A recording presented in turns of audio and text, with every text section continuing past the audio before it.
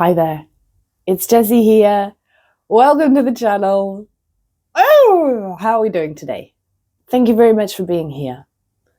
So I have a very genuine question today, and I don't have an answer to it, but I'm going to try and just figure it out as we go along.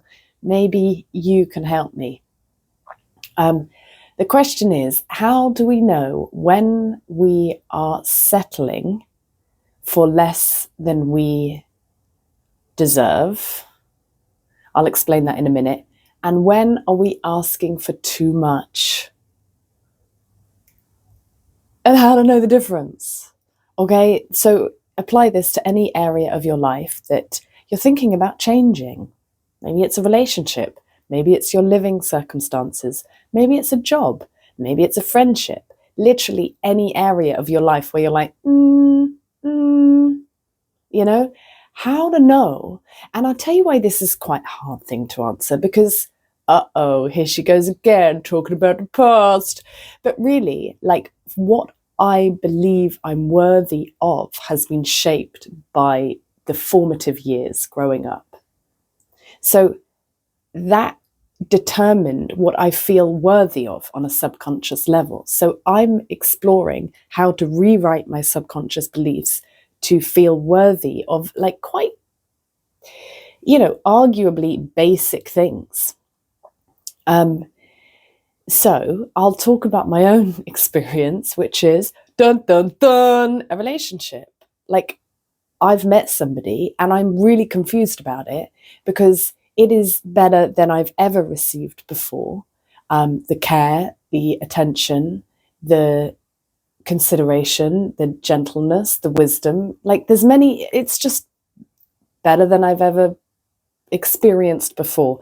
And this time the love is reciprocated somewhat. You never really know though, do you? You never really know. You can only observe how somebody behaves, but you never really know.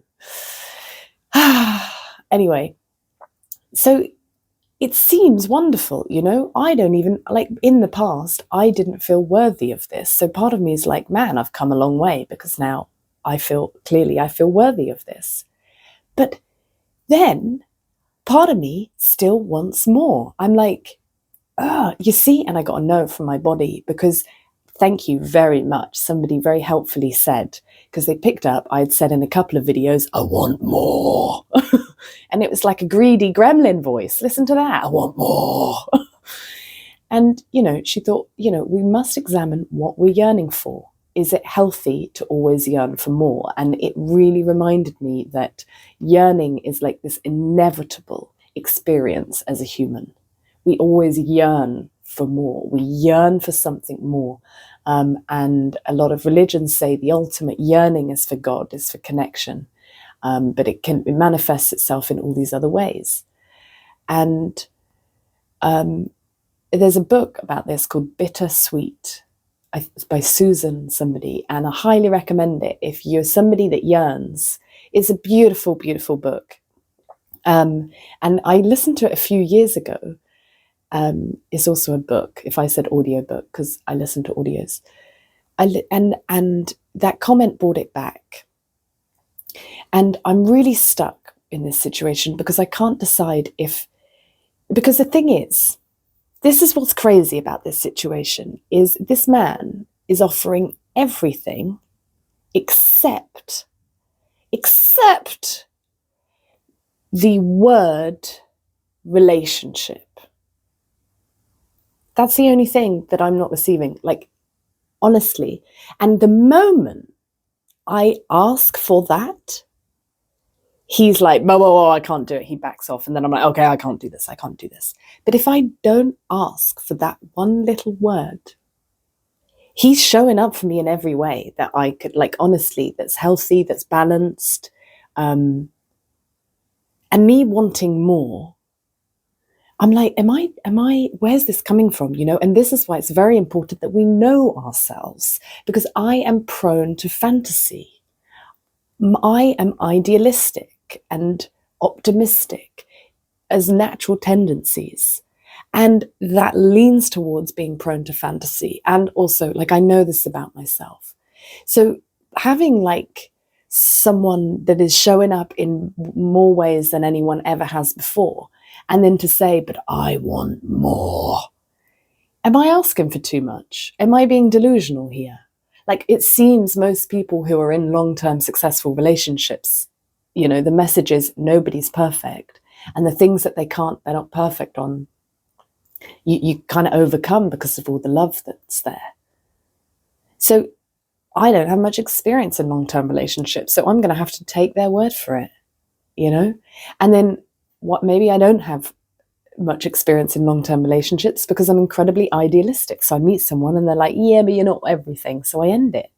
Is that just my avoidant? So anyone else stuck in this conundrum? And what are we going to do about it? All I know to do is like step by step and just always be present and honest with what is in the current scenario, which isn't always easy if we're in denial about something. But how, like, I have to ask the body, how does my body feel? I feel there's more wisdom in the body than in my mind.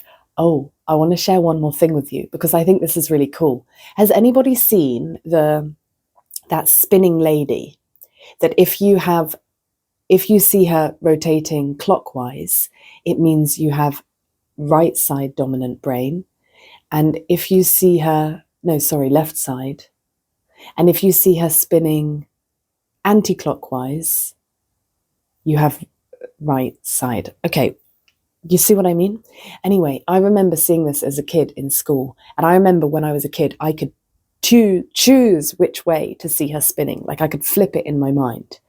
And it came up in a lesson yesterday when I was talking to a student, and we looked at it and we were talking about it. And I was really disappointed that now as an adult, I couldn't flip it. And the class finished and I was determined to get this ability back. So I was looking at the woman and she's going like round, round, round, using the side of my brain that's like creative and intuitive and all of that. And then I look up, and as I look up, I take the energy into my mind and I look back at her and she's moving the logical way. And then as I smile in delight, my heart opens and she flips back the other way. And it felt like in using these different parts of our mind, like the intuitive and the logical, is actually like a conscious thing that we can choose where our energy is. So I was finding if I looked up and went into my mind, it was logical. Makes sense, huh?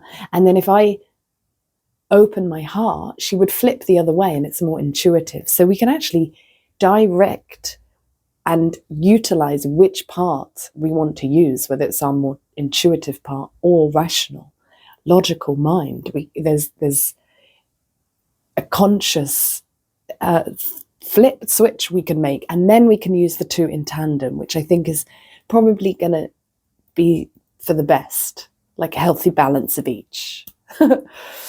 Right then. Okay, there we go. Don't know where that came from. I'm going to leave it there. Feels like a nice time to stop. So if you like the video, please like it. If you have any idea in your own experience that you've learned how to discern whether you're settling for less than you want because of low self-worth, unconscious, or whether you are asking for too much because of your deluded perspective, please share any insights you have down below. Let's get talking. I don't know. I actually don't. So yeah, and hit subscribe if you're completely new and you like it and you see where it's going. I'll see you in the next video. Bye guys, have a beautiful day, beautiful life. We've got this.